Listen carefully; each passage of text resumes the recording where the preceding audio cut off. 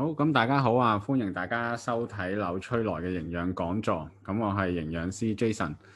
今日咧想同大家分享一下一啲即係保護我哋肺部嘅一啲 tips 啦，希望大家咧都可以養肺益氣、清潤舒暢嘅。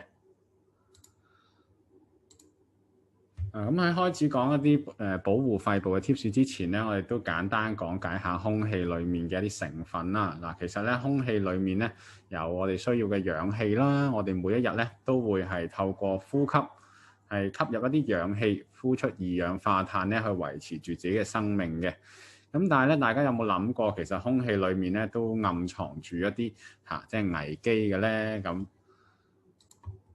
咁呢度咧就都想同大家咧係即係重溫翻喺1個月前咧係發生過嘅一個昂船洲等船大火嘅一個新聞啊！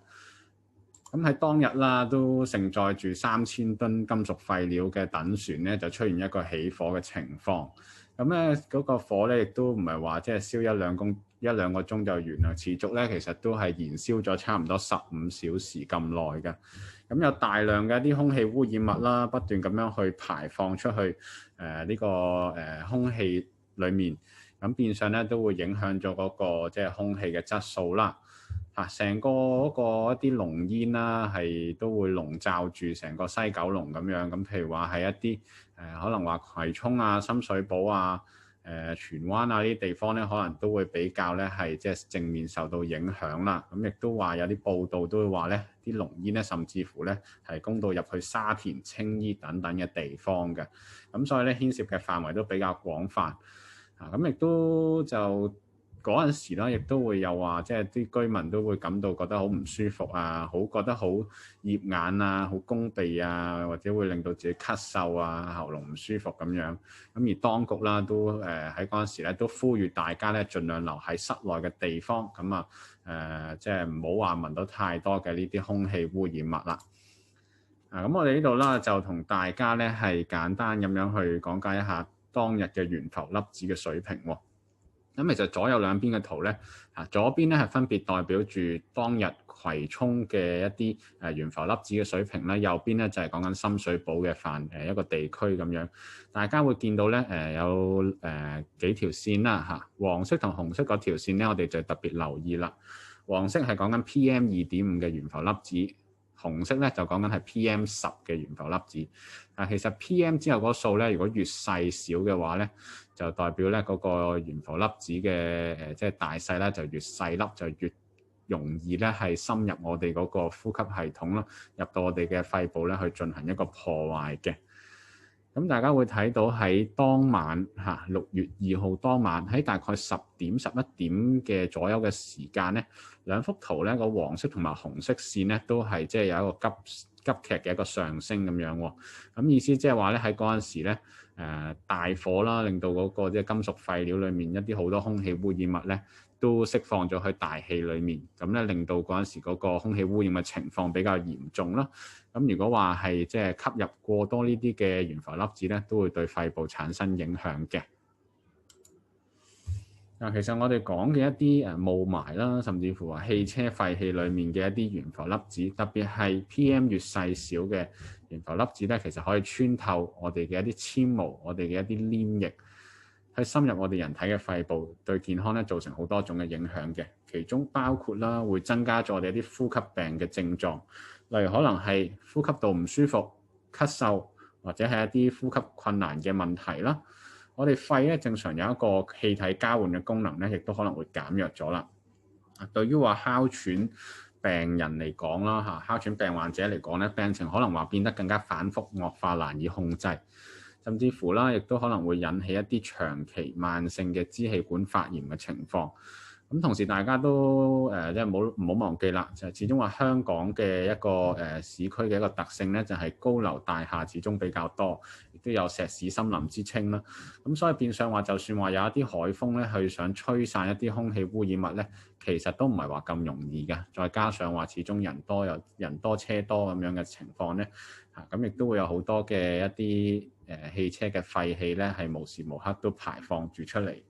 咁咧對我哋嘅健康咧可能會受到一啲威脅咁樣嘅。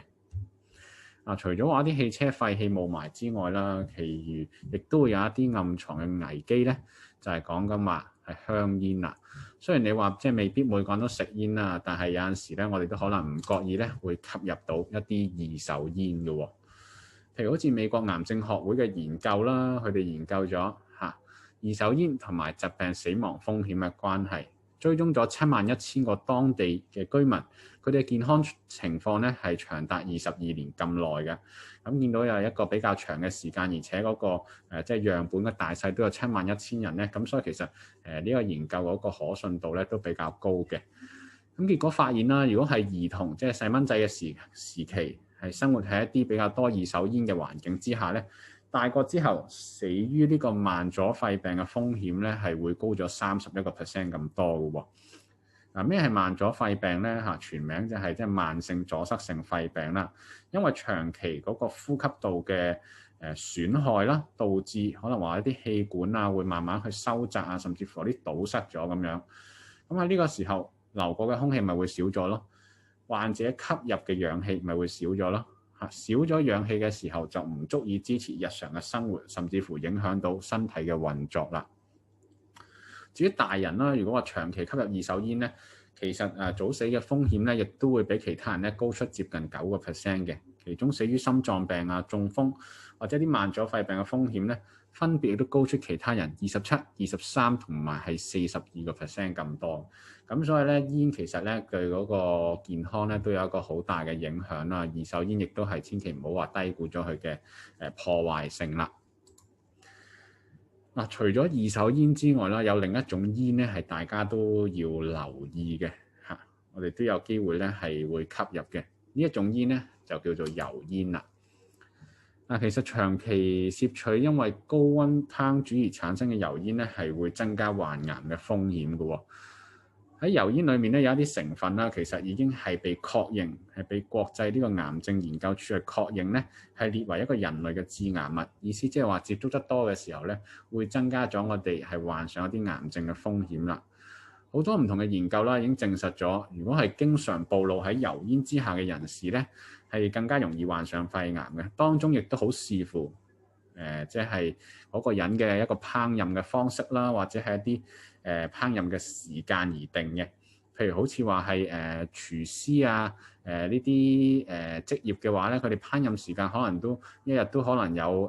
即係接近即係80-90個鐘咁樣嘅時候咧，咁可能話都比較多時間會吸入到油煙咧，對嗰個健康影響就會係大過可能話一般家庭主婦咁樣啦。咁亦都好視乎嗰個烹飪嘅方式啦。我哋話用一啲乾熱嘅方式去烹飪嘅時候，即係譬如可能話係大火去爆鑊啊，呢啲嘅情況之下咧，產生嘅油煙咧其實都會比較多啦，亦都比較多嘅一啲有害成分咧隨之而釋放出嚟嘅。咁所以大家咧都可能咧係要注意翻嗰個烹飪方式啦，多啲用一啲可能話溫度相對低少少，同埋係即係唔好用一啲比較乾嘅煮法，可能話係有啲譬如係可能灼啊，或者係即係蒸啊呢啲方法嘅話咧，對於嗰個產生有害物質嘅程度咧，其實有一個下降嘅幫助嘅。除咗油煙、二手煙之外，另外咧我哋都要留意一啲有機化合物喎。咩係有機化合物咧？其實如果對於一啲從事工業啦，或者係建築行業嘅朋友，又或者係要進行家居裝修或者新居入伙啊呢啲嘅情況，嗰啲環境之下咧，都有機會咧係令自己咧暴露喺充滿揮發性嘅有機化合物嘅環境裡面嘅喎。譬如就好似係甲醛啦，同埋苯呢啲嘅有機化合物啦。甲醛啦，其實我哋多數咧都會用喺一啲木製嘅家私地板嗰度嘅。個作用咧其實係作為一個防腐劑。因為其實我哋話木製嘅一啲家私咯，可能會俾蟲蛀，加咗甲醛之後咧就可以防蟲啦。咁同時甲醛亦都冇色啦，喺高濃度嘅時候咧，先至會有一啲可能話比較攻鼻嘅感覺，而且停留喺空氣裡面嘅時間亦都比較長啊。如果要令可能話一啲新買翻嚟嘅家私可能要除去嗰個甲醛味嘅時間咧，其實可能都要係即係放喺一個通風嘅環境之下，可能都要幾個月嘅時間咧，先至係可以係剔除到嗰個攻鼻嘅氣味嘅喎。苯咁用嚟製作一啲化工嘅產品啦、建材啦，冇顏色但係有香味，好容易係空氣裡面擴散嘅。嗱，如果我哋吸入得比較多呢啲有機化合物咧，都會係令到我哋嘅喉嚨唔舒服啦，呼吸困難，進一步咧可能會引致癌症等等一系列嘅健康問題嘅。而最後一類我哋需要擔心嘅一個空氣裡面嘅危機咧，就係講緊話係一啲細菌同埋啲病毒啦。嗱，如果係患者啦，佢哋本身身體裡面有一啲細菌病毒嘅時候，如果佢哋打乞嗤或者咳嗽嘅時候咧，呢啲嘅細菌病毒咧會隨住佢哋嘅分泌物咧係釋放出嚟。咁如果附近可能話即係有朋友接觸咗嘅時候咧，咁就有機會咧患上相關嘅一啲疾病嘅喎。以上咧我哋都係即係了解到有比較多嘅一個空氣裡面一啲暗藏咗嘅危機啦。其實呢啲咧喺中醫嘅角度嚟講咧，我哋將會統稱佢哋咧係為外邪嘅。外邪意思即係外來嘅邪氣。其實咧，我哋人之所以會健康啦，係一個中醫嘅理論嚟講嘅話咧，係因為我哋身體咧處於一個平衡嘅狀態。大家咧可以想像成為我哋身體裏面咧有一個一個天秤咁樣左右兩邊一樣咁高咁兩邊平衡嘅時候咧，咁身體就即係免去一個疾病嘅威脅啦，保持一個健康嘅狀況。咁但係啦，如果呢啲外邪係進入咗我哋身體嘅時候咧，佢咧會影響住我哋嗰個即係天秤嗰個平衡嘅喎。如果天秤向是但一邊傾斜嘅時候咧，咁咧我哋嗰個健康咧就會受到威脅，就可能會係出現一啲疾病嘅情況啦。要將我哋嗰個天秤係即係維持住平衡，保持住身體裡面嗰個即係健康嘅平衡咧，我哋第一步咧就要注意翻我哋嘅肺部啦。因為肺部啦，其實係作為一個我哋防護嘅屏障嚟嘅喎。根據《黃帝內經》嘅記載啦，肺係一身之氣，司呼吸。意思即係話咧，肺其實掌管住我哋全身嘅氣嘅。咁透過呼吸啦，去將一啲我哋話清氣去吸入我哋嘅身體，一啲濁氣咧就將我哋咧係排出去身體以外咁樣嘅。咁其實我哋吸入嘅清氣啦，亦都會同我哋可能話一啲食物裡面嘅營養啊，或者係即係父母留俾我哋嘅一啲元氣咁樣嘅時候咧，係會慢慢去結合啦，去演變成一種可以對抗外邪嘅氣，即係話維持住嗰個天秤嘅平衡咧，令到我哋保持住一個健康嘅身體嘅喎。咁至於醫學入門嗰方面咧，亦都會對肺部咧有相關嘅記載。肺係喉管而為氣之宗，意思即係話其實肺啦同喉管咧同屬同一個系統，亦都係咧我哋話一啲中氣啦去凝聚、去集中嘅一個地方啊。即係話咧，其實我哋嘅成個呼吸道啦，都係一啲中氣凝聚聚集嘅地方。咁所以肺部健康嘅時候咧，我哋嘅中氣都會比較旺盛啦，更加容易可以對抗一啲外邪嘅入侵嘅喎。咁始終啦，肺部啦都係一個我哋話氣嘅一個交換嘅場所啦，係我哋身體內在同外在環境之間交換嘅一個場所。咁所以咧，其實佢都比較容易咧係受到一啲燥邪嘅影響啦。有時一啲病邪入肺係會引起可能話乾咳啦，或者可能起痰啊，甚至乎喘氣啊、心口痛啊等等嘅症狀嘅喎。咁如果話即係肺部嘅健康我哋做得唔好嘅時候咧，咁可能咧會導致以下呢3個問題嘅喎。譬如可能係免疫力會比較低一啲啦，因為始終話缺乏咗一啲可能話一啲氣嘅保護嘅時候咧，我都比較容易受到一啲可能話係細菌啊、病毒啊嘅攻擊入侵嘅時候咧，令到我哋生病咧，咁就係一個免疫力低嘅情況喎。咁同時咧，我哋嘅肺部咧係唔好忘記，其實咧同我哋嗰個循環系統係息息相關嘅。因為其實我哋好多時都會講話係心肺功能，其實心同肺咧係聯繫住兩個唔同嘅一個系統咁樣去互相補足運作，令到我哋咧可以有一個即係氧氣養分啦，去帶到俾我哋全身，亦都可以及時咧係將啲代謝廢物咧係排走嘅喎。所以咧，如果話肺部嘅健康可能話受到威脅嘅時候，心肺系統啦都會一樣受到威脅㗎。咁而最後一種啦，就係一個氧化嘅損傷啦。我哋吸入咗一啲有害嘅物質嘅時候，令到我哋嘅一啲游離基水平咧可能會上升，繼而咧造成一個氧化嘅壓力，就做出一個氧化嘅損傷，可能會導致一啲肺部嘅疾病咁樣嘅。咁大家亦都留意翻啦嚇，究竟平時自己係會唔會有以下呢啲嘅症狀喎？如果有嘅時候咧，可能都要係加強翻肺部嘅保養啦。譬如可能話係一啲氣喘、胸悶嘅感覺啦，呼吸好似窒住，好似唔係咁暢順嘅時候咧，咁啊代表咧可能話肺功能就唔係咁理想啦。乾咳或者係痰咳咧，亦都係一個症狀嚟啦。有時我哋都可能會係即係鼻塞啦、打乞嗤啦，呢啲嘅情況咧都係會影響到嘅。甚至乎可能話喉嚨唔舒服，講嘢講得多都會導致喉嚨唔舒服嘅時候咧，其實都可能話係嗰個呼吸道嘅系統就唔係咁理想啦。咁面對住即係好多一啲唔同嘅症狀啦，有時可能話捱夜啊、講嘢多容易聲沙、喉嚨唔舒服呢啲情況咧，唔同人咧都有唔同嘅處理方法。譬如可能話係飲多啲水啊，或者係諗住以形補形，可能煲下豬肺湯補下，或者可能係透過戴口罩去避開致敏源。又或者咧，可能係鍛鍊一啲可能話係即係養生嘅氣功啦，甚至乎去做啲添灸咧，希望去增強翻嗰個健康嘅喎。咁大家亦都要係即係諗下啦，係咪咁多種方法都真係可以係解決到所有嘅問題咧？係咪即係飲多啲水咁就即係所有嘅問題都會迎刃而解咧？豬肺湯嘅時候，大家要留意喎。肺咧始終屬於一個我哋話即係內臟類嘅食物啦。內臟喺營養學角度嚟講咧，都會話係擔心嗰個膽固醇或者係個脂肪可能比較高少少咧，都有機會咧係令到我哋咧係有一啲健康方面嘅一啲損害嘅喎。咁其實喺咁多種方法裏面啦，其實咧都大家亦都可以參考下，透過係進食一啲有益嘅食物或者一啲食材藥材咁樣嘅時候咧，去幫助我哋去保護翻我哋嘅肺部咧，其實都係一個比較即係一個可行嘅方法喎。譬如可能大家都會有聽過人參咁樣啦嚇，對於人參嚟講，大家都知道係一個非常之珍貴嘅藥材。其實人參裏面咧有一個補氣益肺、生津安神嘅作用喺裏面啦。至於茯苓啦，茯苓其實係屬於一種真菌類嚟嘅，可以健脾寧心、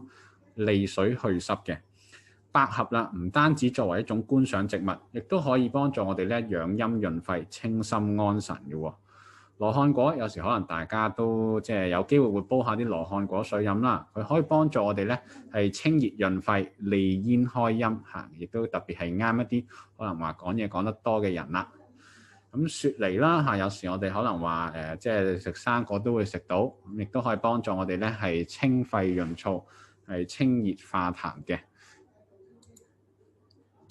咁其實啦，如果大家有即係細心留意嘅時候咧，都會發覺咧，其實啱啱提及過人參、茯苓、百合、雪梨、羅漢果呢啲嘅食物咧，其實咧都會係一個我哋話係五色裏面咧白色嘅一個類別嚟嘅。如果根據住五臟六腑嘅一啲學説嚟講啦，其實五臟即係我哋講緊話心肝脾肺腎啊嘛。心肝脾肺腎，咁其實五色咧，亦都係對應住我哋嘅五臟嘅喎，即係話透過進補五色裡面嘅白色咧，咁其實咧會特別咧係可以養潤翻我哋嗰個肺部啦。咁其實呢個五色嘅一個即係中醫嘅一個學説嚟講咧，又咁啱咧，其實同柳崔萊嘅一個多寶營養片裏面五色營養素咧，其實都有異曲同工之妙嚇。大家咧無論即係一個中式嘅角度或者一個西式角度睇咧，都會係同意就係話透過係喺飲食方面係食多啲唔同顏色嘅一啲食品嘅時候咧，可以對於我哋整體健康有一個提升嘅作用嘅。咁食多啲白色嘅食物可以幫助我哋預防，亦都緩解啲抽燥傷肺嘅一啲問題啦，亦都可以咧係幫助我哋增強翻對抗外邪嘅能力，繼而咧係增進我哋嘅免疫力嘅。咁呢個養潤呢個清潤新方咧，其實都有三大嘅健康作用啦。主要係幫助我哋提升翻我哋肺部嘅健康啦，亦都有益我哋嘅心血管，亦都可以幫助我哋咧對抗氧化咁樣嘅喎。咁呢度咧亦都想同大家啦係即係比較一下同類產品嘅一啲分別啦。咁譬如好似話係清潤飲品咁樣，佢咧係適宜我哋咧係每一日去飲用嘅。相比起可能話有時羅漢果水啊，或者係一啲24味嘅時候咧，就唔係咁適合每日飲用啦。佢哋咧都係可能係一啲特別時候先至飲用嘅啫。喺配方方面嚇，譬如好似話羅漢果水或者係高麗參飲品嗱，呢啲咧其實個配方咧方面咧會屬於比較單一一啲啦。但係清潤個飲品咧裡面咧係一個複方嘅草本配方，咁所以咧可以對應到嘅一個健康嘅功效就比較係非常廣泛一啲啦。咁喺食用方法方面咧，清潤飲品咧都非常之方便嘅喎。佢一撕開咧就可以即刻飲用㗎啦。對比起其他嘅好似24味呢啲咧，亦都係需要煎煮啦，咁亦都可以免卻咗一個即係麻煩嘅程序啦。免煎煮嘅一個沖泡啦，撕開即飲，每日一包咧可以滿足我哋嘅健康需要，而且咧佢有一個獨立包裝啦，非常方便，而且非常之衞生啦。無論係自己食又得，送俾朋友食又得，一齊食亦都得。